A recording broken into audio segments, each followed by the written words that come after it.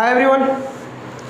चलिए last class में हम लोगों ने 13A के सेकंड नंबर बिहार बोर्ड का क्वेश्चन किया था। आज 13A का सेकंड नंबर क्वेश्चन करने जा रहा हूँ। क्या है देखिए, 13A का सेकंड नंबर क्वेश्चन क्या है। बोल रहा है एक राइट एंगल ट्रेंगल है। ये राइट एंगल ट्रेंगल मतलब समकोण त्रिभुज है जिसका ये 90 डिग्री है। ये A है, ये C है और ये B है। चलिए ये 1 सेंटीमीटर दिया हुआ है BC और ये √3 सेंटीमीटर दिया हुआ है। ठीक है, ये √3 सेंटीमीटर। क्या बोल रहा है निकालने के लिए? बोल रहा है एंगल A और एंगल C का वैल्यू निकालने के लिए। चलिए पहले एंगल A का वैल्यू निकालते हैं। तो एंगल A का वैल्यू क्या होगा? अब मुझे ये देखना होगा कि एंगल A का वैल्यू निकालना है तो A के लिए क्या क्या इस ट्रायंगल में क्या क्या गिवन है, क्या क्या दिया हुआ है। तो एंगल A के सामने वाला क्या होता है? लंब होता है। जिस एंगल के लिए निकाल रहा हूँ उसके सामने वाला लंब होता है, मतलब परपेंडिकुलर। और ये क्या हुआ? ये अगर लंब हुआ 90 के सामने वाला तो हाइपोटेनस कर्ण होता है। तो ये क्या हुआ? बेस, आधार। तो लंब और आधार मतलब परपेंडिकुलर और बेस दिया हुआ है। तो परपेंडिकुलर और बेस ट्रिगोनोमेट्रिक किस ट्रिगोनोमेट्रिकल रेशियो में होता है? तो 10 में भी होता है, कॉट में भी। चलिए 10 लगा दीजिए। 10A इज इक्वल टू क्या हो जाएगा? A के लिए परपेंडिकुलर मतलब BC बाय बेस AB क्या हो जाएगा? 1/√3। तो 10A is equal to 1/√3 is equal to 10 30 degree. तो A बराबर क्या हो गया? A इज इक्वल टू हो गया 30 डिग्री। ठीक है, अब निकालना है C का वैल्यू निकालना है। C के लिए क्या क्या गिवन है देखिए। अब सेकंड में इसी में निकालना है C का। तो C के लिए क्या गिवन है? इसके सामने वाला यहाँ A के लिए इसके सामने वाला ये लंब था मतलब परपेंडिकुलर था। तो C के लिए इसके सामने वाला क्या होगा? परपेंडिकुलर मतलब लंब होगा। तो ऑब्वियस ये आधार होगा। सेम लगा दीजिए, 10 लगाइए। 10C इज इक्वल टू क्या होगा? परपेंडिकुलर बाय बेस मतलब लंब बटे आधार। AB by BC, AB by BC। तो AB कितना है? √3/1।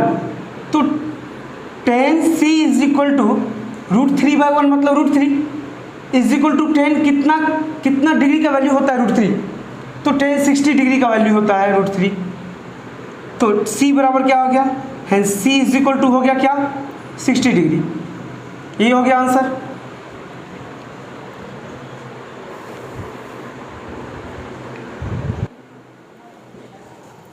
चलिए इसे इरेज कर देता हूं, आप लोग स्क्रीनशॉट लेते रहिएगा।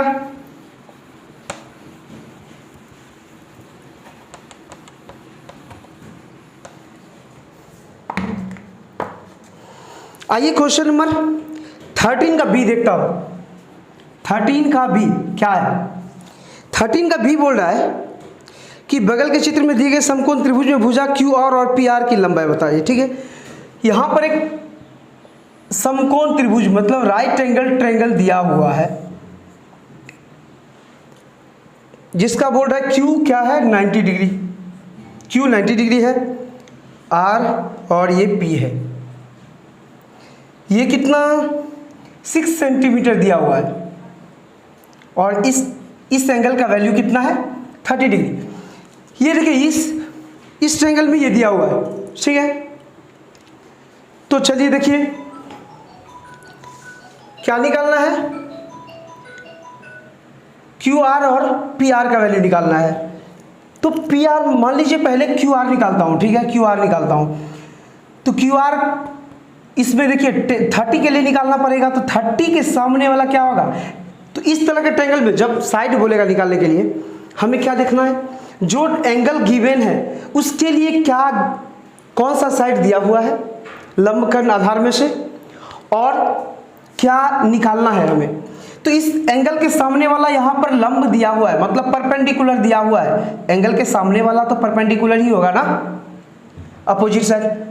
और यहाँ पर निकालना क्या है? मुझे आधार निकालना है क्योंकि ये तो कर्ण होगा। तो लंब दिया हुआ है और आधार निकालना है मतलब परपेंडिकुलर दिया हुआ है, बेस निकालना है। तो क्या करेंगे? चलिए लगा दीजिए। क्या लगाना है? आधार और बेस, ये परपेंडिकुलर और बेस किस में होता है, टेन में, tan 30 degree is equal to क्या हो जाएगा, P Q by R Q या क्यू आर, जो भी बोले। तो कितना वैल्यू है, टेन 30 का वैल्यू कितना होता है, चलिए 1/√3 is equal to P Q बराबर कितना 6 और आर क्यू आर बराबर कितना क्यू आर। तो यहाँ पर क्रॉस मल्टीप्लाई कर दीजिए, Q R is equal to क्या हो जाएगा, √3 इंटू 6, तो 6√3 और चूंकि ये सब सेंटीमीटर में था तो सेंटीमीटर, तो Q R is equal to हो गया 6√3 सेंटीमीटर। ठीक है, अब यहाँ से क्या निकालना है, पी आर का वैल्यू निकालना है। तो इसी एंगल के लिए जो एंगल गिवन है उसी के लिए निकालना है ना। तो यहाँ पर 30 के लिए, 30 डिग्री के लिए देखिए, ये हमने पहले बोल दिया, जो साइड गिवन है और जो हमें निकालना है उस दोनों को देखिए। तो 30 डिग्री के सामने वाला परपेंडिकुलर मतलब लंब दिया हुआ है और निकालना क्या है, 90 के सामने वाला कर्ण। तो लंब दिया हुआ है, कर्ण निकालना है। लंब और कर्ण किस में होता है, साइन में होता है ना। चलिए साइन लगा देता हूं, तो क्या हो जाएगा, sine 30 degree is equal to क्या हो जाएगा, P Q by Q P R, P Q by P R मतलब परपेंडिकुलर बाय हाइपोटेनस, लंब बाय कर्ण। साइन 30 का वैल्यू कितना, 1/2 ना, हाफ, और पी आर का वैल्यू कितना 6, क्यू मतलब पी क्यू का वैल्यू 6 है और पी आर का वैल्यू मतलब हम लोग को फाइंड आउट करना है।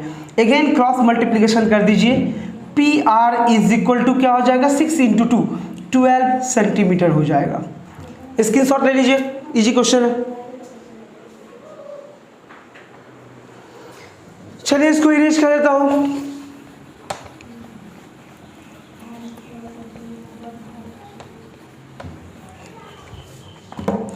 देखिए अभी जो जितने भी क्वेश्चन है ना, यहाँ पर क्वेश्चन नंबर 14, 15, 16 जो भी क्वेश्चन है, इसमें हमें क्या फाइंड आउट करना है, इसमें हमें फाइंड आउट करना है कि साइन के कितना डिग्री का वैल्यू जो है बड़ा होगा और कितना कौन सा छोटा होगा।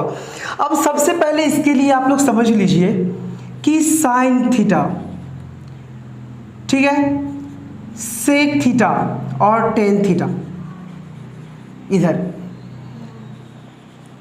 कॉस थीटा, कॉसेक थीटा और कॉट थीटा। देखिए ये जितना ये जो लगा हुआ है ना, CO CO CO, ये क्या है, कॉम्प्लीमेंट्री है। साइन का कॉम्प्लीमेंट्री है इसीलिए CO लगा हुआ है, सेक का कॉम्प्लीमेंट्री लगा हुआ है सेक के साथ इसीलिए CO लगा हुआ है, और टेन का कॉम्प्लीमेंट्री लगा हुआ है, तो कॉम्प्लीमेंट्री एंगल है कॉट इसीलिए CO लगा हुआ है। जितना में ये CO लगा हुआ है ना, इसका वैल्यू क्या होता है, देखिए मान लेता हूं, चलिए इसको पहले अलग कर दिया। साइन सेक और टेन का क्या होता है वैल्यू, थीटा इंक्रीज होने से इंक्रीज होता है। साइन सेक और टेन का वैल्यू थीटा इंक्रीज होने से वैल्यू बढ़ता है। थीटा इंक्रीज होगा तो वैल्यू क्या होगा, बढ़ जाएगा। और इसका क्या होगा, थीटा डिक्रीज इंक्रीज होने से वैल्यू घटता है। थीटा इंक्रीज तो वैल्यू यहां पर एंगल मतलब कोण,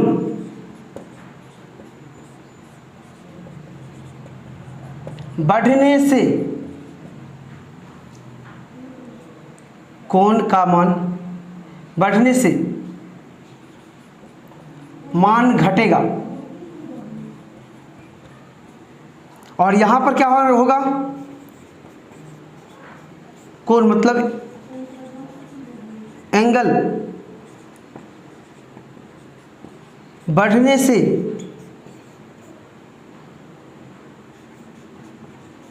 मान बढ़ेगा, बढ़ेगा।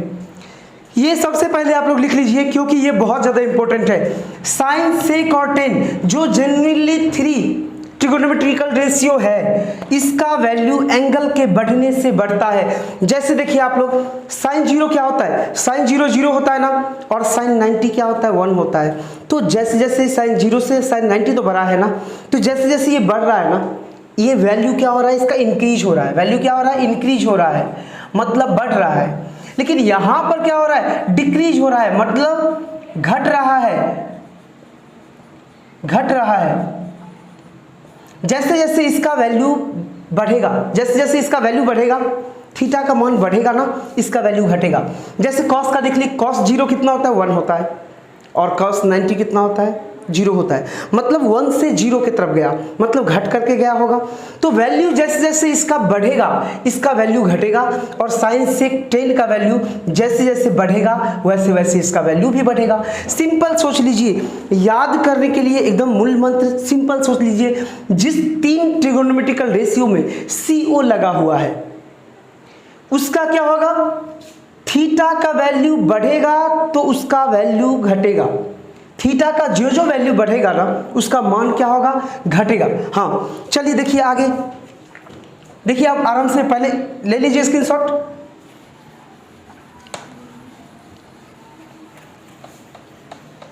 चलिए स्टार्ट करते हैं क्वेश्चन।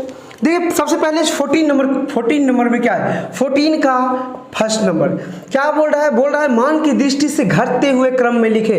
पहला ए में क्या बोल रहा है, साइन 77 डिग्री बोल रहा है, फिर क्या बोल रहा है, साइन 49 डिग्री बोल रहा है, और साइन 63 डिग्री बोल रहा है। देखो ये बोल रहा है बढ़ते क्रम में लिखो, बढ़ते क्रम में, तो साइन में तो कोई झंझट ही नहीं है, साइन का जितना बड़ा एंगल होगा उसका वैल्यू उतना बड़ा होगा, साइन का वैल्यू जितना छोटा होगा एंगल का, साइन में एंगल का वैल्यू जितना छोटा होगा उसका वैल्यू उतना ही छोटा होगा।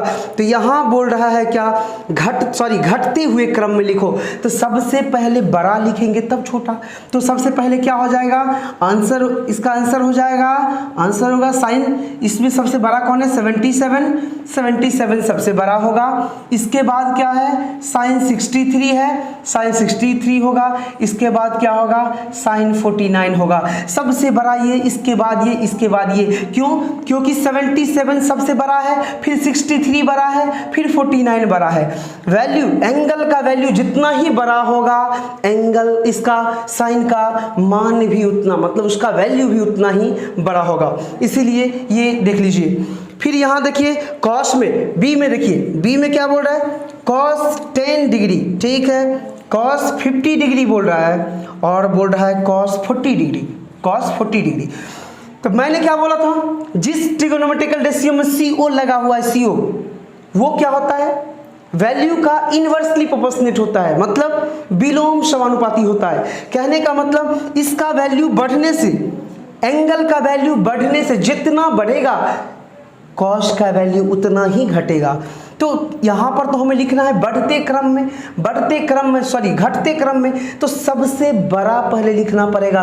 तो कॉस में जो सबसे छोटा होगा ना, एंगल जिसका सबसे छोटा होगा वो सबसे बड़ा होगा। तो यहाँ पर क्या हो जाएगा, यहाँ पर आंसर में हो जाएगा कॉस 10 सबसे बड़ा होगा क्योंकि 10 सबसे छोटा है। इसके बाद क्या होगा, कॉस 40 डिग्री बड़ा होगा, इसके बाद कॉस 50 डिग्री बड़ा होगा। सिंपल है, जिस ट्रिगोनोमेट्रिकल रेशियो में CO लगा हुआ है उसका एंगल जितना ही बड़ा होगा उसका मान उतना ही छोटा होगा। लेकिन साइन में, सेक में और टेन में जिसमें CO नहीं लगा हुआ है उसका एंगल जितना भी बड़ा होगा उसका मान उतना ही बड़ा होगा। ये डायरेक्टली प्रोपोर्शनल, मतलब सरल समानुपाती है। थीटा के बढ़ने से उसका वैल्यू बढ़ेगा, लेकिन यहाँ पर CO कॉसेक, कॉट और कॉस में इसका थीटा का वैल्यू जो जो बढ़ेगा इसका मान उतना ही घटेगा, विलोम समानुपाती होता है। चलिए यहाँ पर C नंबर देखिए, C नंबर क्या है, C नंबर है सेक 20, सेक 50 डिग्री और बोल रहा है सेक 30 डिग्री बोल रहा है। इसमें क्या है, सेक है, इसमें CO नहीं ना लगा हुआ है, मतलब एक चीज क्लियर है, डायरेक्टली प्रोपोर्शनेट है। आंसर में क्या हो जाएगा, बढ़ते क्रम में ना, घटते क्रम में ना, तो घटते क्रम में तो सबसे बड़ा कौन होगा, 50 वाला। तो सेक 50 पहले होगा, इसके बाद सेक 30 डिग्री होगा और इसके बाद सेक 20 डिग्री होगा, क्योंकि जिसका जो एंगल सबसे बड़ा है ना वो सबसे बड़ा होगा। जल्दी देख लीजिए, हटा दे रहा हूं इसको।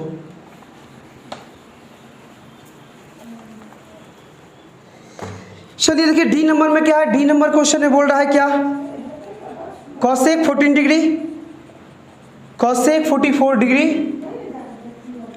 कॉसेक 64 डिग्री, कॉसेक 24 डिग्री और कॉसेक 34 डिग्री। अब यहां पर देखिए कॉसेक में CO लगा हुआ है ना, कॉसेक में CO लगा हुआ है, ये कॉसेक है। कॉसेक में CO जिसमें लगा है वो क्या होता है, एंगल जितना ही छोटा होगा उसका मान उतना ही बड़ा होगा। तो जो सबसे यहाँ पर बढ़ते क्रम में लिखना है, तो सबसे छोटा कौन है, 14, पहले लिख दीजिए cos 14 डिग्री पहले।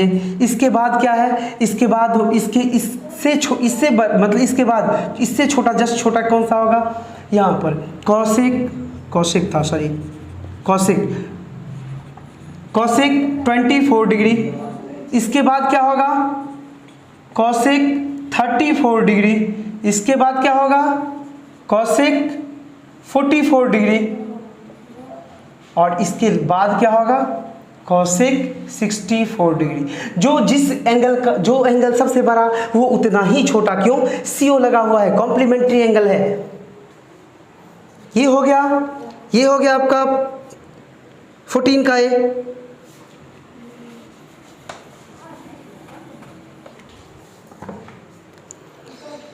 सेकंड नंबर में क्या बोल रहा है, 14 का सेकंड नंबर में क्या बोल रहा है, 14 के सेकंड नंबर में बोल रहा है बढ़ते क्रम में लिखो, कोई दिक्कत नहीं है। Sign 10 degree, sign 70 degree,